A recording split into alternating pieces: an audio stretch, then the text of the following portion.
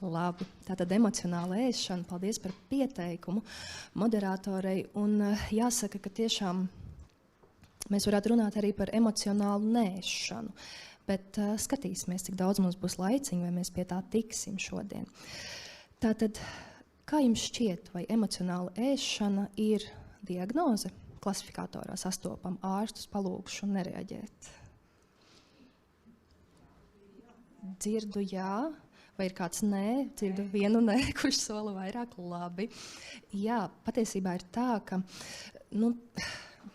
es droši vien jūs nepārsteigšu sakot, ka zinātnieki par šo strīdas. Un tā tiešām ir, šis ir ļoti pētīts jautājums un konceptualizēts ārkārtīgi dažādos virzienos, perspektīvās. Un to drīzāk varētu saukt par tādu kā tendenci apēst vairāk, nekā organismam ir nepieciešams. Varētu runāt arī par emocionālu ēšanu. Ja mēs domājam par diagnozēm, ir tāda diagnoze iespējams kaut kur dzirdēta binge eating disorder, jeb kompulsīva pārēšanās. Tādā kontekstā, jā, varētu domāt arī, teiksim, dažādu psihiskās veselības aspektu kontekstā, pie trauksmes, kur varbūt apetīte samazinās, pie depresijas, kur standartā apetīte būs lielāka, bet varbūt arī mazāk. Bet principā emocionāla ēšana, tas vairāk ir kā koncepts. Un tā realitāte ir tāda, ka, kad es domāju, kad es gatavojos šodienai, es domāju par to, ka patiesībā jau mēs visi ar to saskaramies. Tā ir tā realitāte. Katram mums dzīvē ir brīži, kādam biežāk, kādam retāk, kur tomēr tā emocionālā ēšana parādās. Un vēl arī svarīgs moments, ka tas ir tā ir reakcija nevis uz izsalkuma sajūtu, bet uz dažādām pārsvarā negatīvām emocijām. Varbūt tā var būt trauksme, aizkaitinājums, skumjas. Kādreiz varbūt ļoti gribas sevi kaut kā atalgot, iepriecināt. Es domāju par tām reizēm, kur varbūt visu dienu mēs esam bijuši steigā, sanāksmi pēc sanāksmes, varbūt nebija laika sevi pabarot, varbūt mēs pat neļāvām sev paēst, varbūt mēs pat speciāli neēdām ar domu, ka tagad mēs būsim labi, es visu lieku pēdiņās, protams, jā, labi, vērtīgi pēdiņās ar vienu, un tad mēs tā kā varbūt zaudēsim kādu kilogramu, un tad vienā brīdī vakarpusē visbiežāk, tad visbiežāk tā pārēšanās nāk vakarā, tomēr rokas tiepjas pretī leduskapim vai kādam našķim, un tā ir ļoti, es domāju, grūta situācija, jo kas seko pēc tam, nereti tā ir vainas sajūta, pašpārmetumi, un varbūt vēl vairāk skumju un vēlmes sevi kaut kā ierobežot vairāk. Un kas ir interesanti, kas parādās pasaules pētījumos, ka ja cilvēkam ir raksturīga šī emocionālā ēšana, ko starp citu bieži vien nomēra pēc tādiem cilvēku pašu sniegtiem datiem. Ja tā tad vaicā cilvēkiem, zinātnieki vaicā cilvēkiem, kā jums šķiet, vai jums ir emocionāla ēšana, kā jūs to saprotat. Un, ja teiksim, kādai cilvēku kopai tas veids ir tā kā ļoti līdzīgs un viņi tiešām ar to saskaras, tad varbūt mēs varētu teikt, ka tiešām šiem cilvēkiem ir raksturīga emocionāla ēšana, bet tur arī ir dažādi interesanti pētījumi, arī tātad ar neiroizmeklējumiem, ar magnētisko rezonanci, piemēram, un tātad meklējot, vai ir kaut kāds aktivitātes pieaugums kādos smadzeņu reģionos, vai kādos smadzeņu reģionos tieši ir mazāka aktivitāte, piemēram, skatoties uz garšīga ēdiena bildēm. Tad izrādās, ka cilvēkiem, kuriem ir raksturīgāka emocionāla ēšana, ir tā kā lielāka aktivitāte tajos reģionos, kas varētu atbildēt par dabiskā atalgojuma sistēmu, ka ir tā iekšējā sajūta, bet tā ir neapzināta sajūta. Tas ļoti svarīgi. Šis būs labi, šis būs garšīgi. Un pēc tam jau tas nonāk arī augstākajos smadzeņu centros, tātad mūsu garozā. Mēs jau ar apzinātu lēmumu, arī par ko stāstīja dr. Ducena, ka tātad vai ir tas apzinātais lēmums vai nav. Bet pie tā mēs vēl mazliet atgriezīsimies. Un jā, tātad tas, kas ir interesanti, ka ir šī emocionālā ēšana, tad cilvēkiem garšīgāks, interesantāks liekas tas ēdiens, kas ir uzturvielām bagātāks, piepildītāks ar cukuru, piepildītāks ar taukiem, un līdz ar to ir grūtāk apstāties, un līdz ar to, protams, arī ir dažādu saslimšanu risks, un te, protams, mēs domājam ne tikai par sirds asinsvadu sistēmas slimībām vai cukuru diabētu, bet kaut vai tik vienkārši kā par pārēšanos un atvilni, jeb gastroezofagālo refluksa slimību. Bet tas, ko es sacīju sākumā, ka, protams, ka emocionāla ēšana tā ir kaut kādā mērā arī norma, ka mēs visi ar to saskaramies. Es domāju par teicienu, ka apetīte rodas ēdot. Cik bieži ir tā, ka mēs ēdam negribot dažādos saviesīgos brīžos, bet arī, protams, tur ir daudz kā laba, ka mēs satiekam cilvēkus, kas mums ir svarīgi, mēs veidojam dziļas, tuvas, emocionālas attiecības, mēs aizējam kopā apēst kādu bulciņu un iedzert kafiju. Cik jauki tomēr, vai ne? Bet, ja mēs satiekamies un mēs jūtamies tā, ka man negribēja to bulciņu, tagad es jūtos nērti, man tomēr tas ir jāēd. Tas ir mazliet, protams, cits stāsts. Un tā problēma, runājot par emocionālu ēšanu, ir tajā brīdī, kad ēdiens kļūst par teju vienīgo baudas, gandarījumu avotu. Un tas, ko es minēju arī piemērā, ka pēc tam tad seko vainas sajūta, kauns, piemēram, situācijās, kur cilvēks ēd, pārēdas brīdī, kad nav tā fiziskā, fizioloģiskā izsalkuma, bet tāds emocionāls izsalkums, ir tā pārēšanās. Un tas notiek klusībā, vienatnē. Ir sajūta, ka tas ir jāslēpj no citiem. Kā jau runājām, vakaros, bieži vien vakaros. Šo te es arī lieku pēdiņās, nosaucot par leduskapja durvju virināšanas principu. Es neesmu saskārusies ar šo terminu tiešā veidā, bet es domāju, mēs zinām katrs, ko tas nozīmē, vai ne? Un tas, kas parādās pētījumos, ka īsāks miegs, un pētnieki to definē kā mazākā 6 stundas naktī, ir saistīts ar svaru pieaugumu un arī ar negatīvākām, grūtāk izturamām, tātad grūtāk metabolizējāmām emocijām ikdienā. Kā arī, protams, ar to, ka gribas to ļoti garšīgo ēdienu, kurš ir piepildīts ar uzturvielām. Un tas, ko mēs varētu sev vaicāt, ja mēs esam tie cilvēki, un es domāju, mēs katrs kādreiz esam tie cilvēki, kas saskaras ar leduskapja durvju virināšanas principu, tas, ko mēs sev varētu pavaicāt, kas ir tas, kas notiek 5 līdz 10 sekundes, pirms mēs ceļamies kājās no dīvāna, darba galda, vēl kādas vietas un dodamies pie leduskapja. Kas notika iekšā? Jo noteikti kaut kas notika. Noteikti. Vai tā varētu būt vientulības sajūta? Varbūt mēs kaut kā jūtamies skumji, varbūt par kaut ko ir kauns, ir kaut kā nērti, ir bezspēcība, bezkontrola, izmisums. Te ir daudz punktu, kā redzat prezentācijā, tur variantu ir ļoti, ļoti daudz.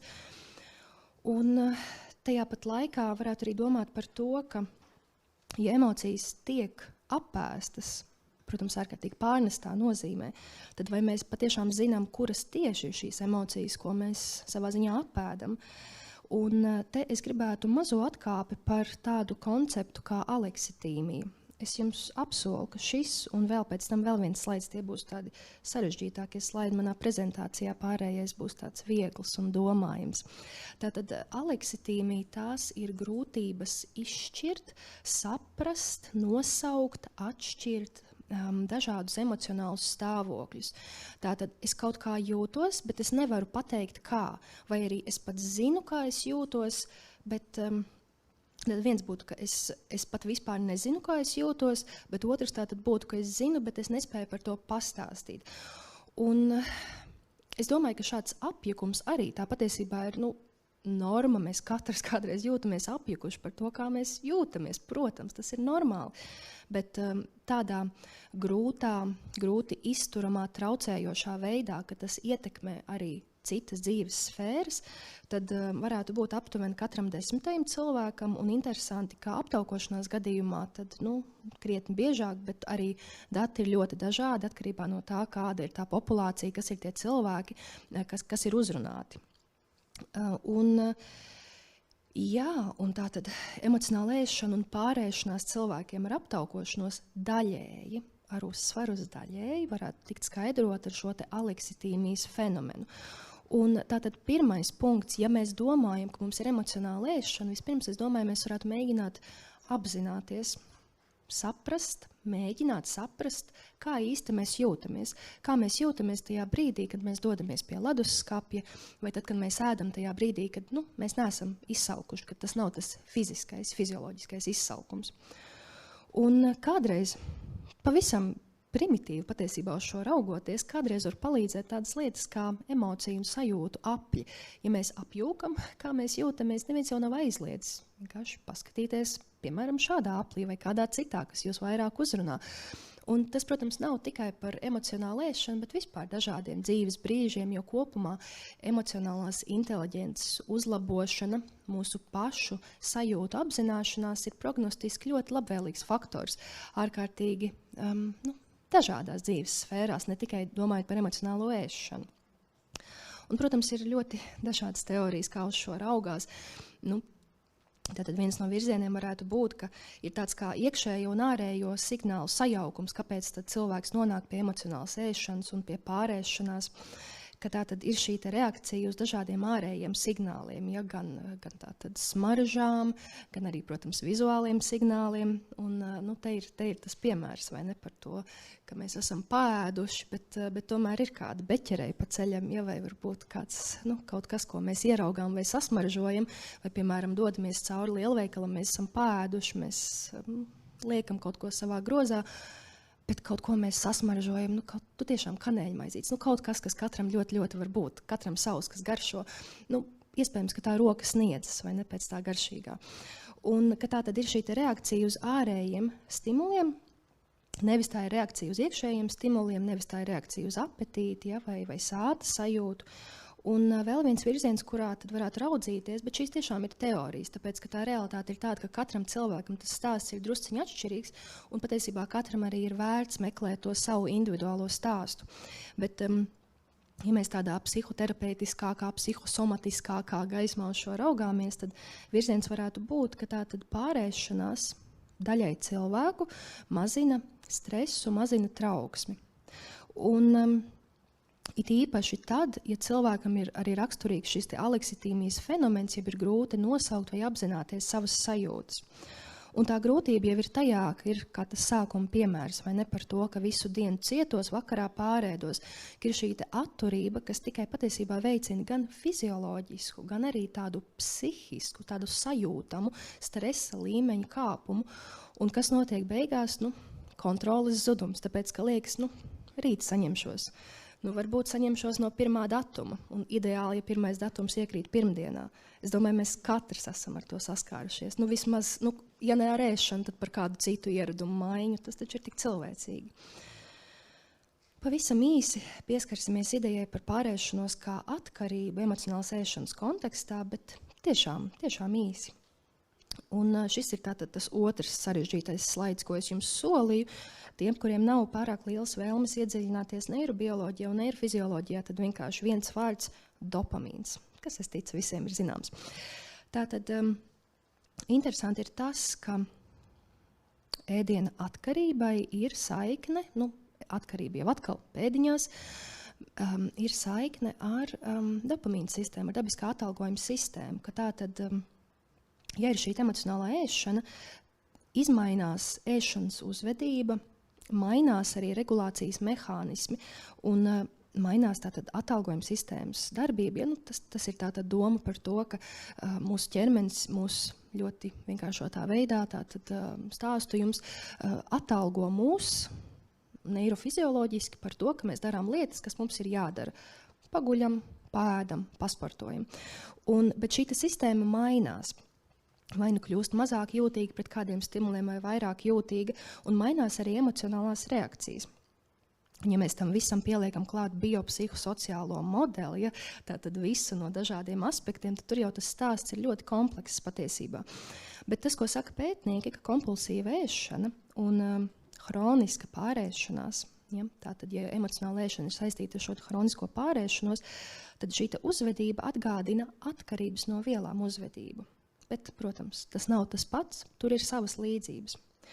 Un līdz ar to tad arī es no savas puses gribētu piebilst un uzsvērt to, ka, ja mēs sakam cilvēkam, taču vienkārši saņemies, lai cilvēks ķeras pie gribas spēka, tas ir pretrunā dabiskā atalgojuma sistēmā, jo dabiskā atalgojuma sistēma darbojas daudz dziļāk nekā mūsu prefrontālā garoza. Tātad tur, protams, ir sava saikne, bet tajā brīdī, kad mēs sasmaržojam kanēļmaizīti un ieraugām kanēļmaizīti, tad vispirms iedarbojas dabiskā atalgojuma sistēma, un tad mēs tiekam pie tās apzinātās gribas, un mēs pieņemam lēmumu, es ēdīšu to maizīti vai es neēdīšu to maizīti.